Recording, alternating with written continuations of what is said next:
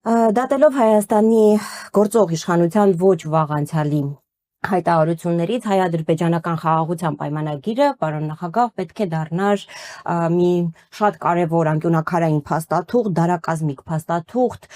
որ առնվազն պետք է փոխեր մեր տարածաշրջանի մի քանի տասնյակ տարիների ապագան։ Ակնհայտ էր նաև, որ այդ փաստաթուղթն է դառնալու Նիկոլ Փաշինյանի 2026 թվականի նախընտրական քարոզչության հիմքը։ Սակայն հիմա խաղաղության պայմանագրի բանակցությունները ըստ էության կարող են արձանագրել, որ փակուղում են, չնայած տեքստը համաձայնեցված է, բայց ստորագրման մասին որևէ խոսք չկա, չնայած Նիկոլ Փաշինյանը ըստ էության համաձայնել է կատարել Ալիևի վերջին երկու պահանջները՝ փոխել Հայաստանի մայր օրենքը եւ լուծարել Մինսկի խումբը։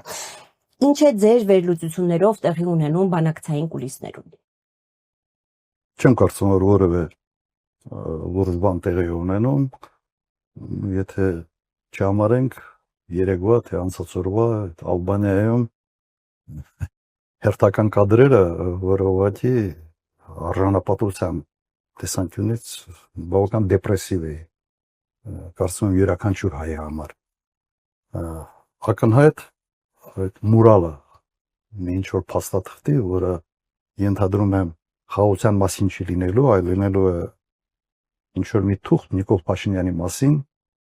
թե ինչպես պետք է ինքը իր քաղաքական, այսպես ասենք, հեռանկարը շարունակի, այս մի փաստաթուղթ իրոք չեմ բացառում։ Անբովանդակ, բայց ավելի շատ ներքաղաքական նպատակներ հետապնդող փաստաթուղթ կարող է լինել։ Որևէ լուրջ բան այստեղ մենք չենք կարող ակնկալել եւ հատկապես եթե նայում ենք այս հարցին աշխարհակական այն մեծ կոնտեքստի մեջ, որ այսօր տեղի ունենում աշխարհում։ Չեմ սպասում որևէ լավ բան։ Կա ձախողված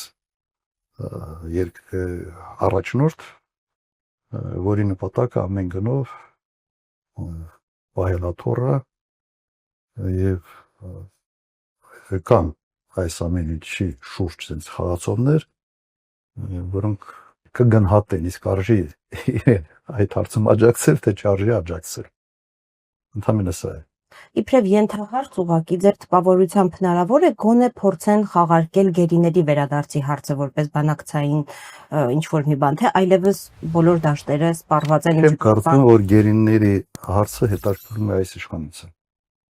որովհետև գերեվարված են այն մարդիկ, որոնք այստեղ գալով կարող են Ղարաբաղի փախստականներին ինչ-որտեղ կազմակերպել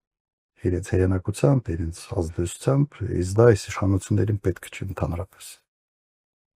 Այս վիճակը ամենից հարմար վիճակն է այս իշխանությունների համար։